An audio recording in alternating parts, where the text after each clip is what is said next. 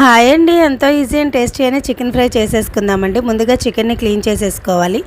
Clean చేసుకున్న చికెన్లోకి కూరకి సరిపడినంత సాల్ట్ వేసేసుకుని 2 టేబుల్ స్పూన్ల కారం, కొంచెం పసుపు వేసుకుని వీడియోలో చూపిస్తున్న విధంగా ముక్కకి ఈ ఉప్పు కారం బాగా పట్టేలాగా కలిపేసేసుకోవాలండి. ఇలా మొత్తం అంతా కలిపేసుకున్న తర్వాత 2 గంటల సేపు నార్మల్ ఫ్రిడ్జ్లో పెట్టేసుకుంటే ఈ ఉప్పు కారం అనేది ముక్కకి బాగా పట్టి ఇలా నానడం వల్ల ఆ కూర వండినప్పుడు లోన సాఫ్ట్గా బయట క్రిస్పీగా చాలా టేస్టీగా వస్తుందండి. ముక్క సాయంత్రం వరకైనా అలాగే ఉంటుంది. ఇలా 2 గంటల తర్వాత తీసేసి స్టవ్ ఆన్ చేసుకుని కడాయి పెట్టుకుని 1 టేబుల్ స్పూన్ ఆయిల్ వేసుకోవాలి. చికెన్లో వాటర్ అంతా ఇంకిపోయే వరకు ఫ్రై చేసుకోవాలి.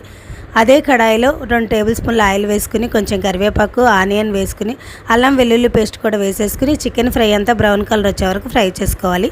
దీనిలో సాల్ట్ సరిపోకపోతే అడ్జస్ట్ చేసుకోవాలండి.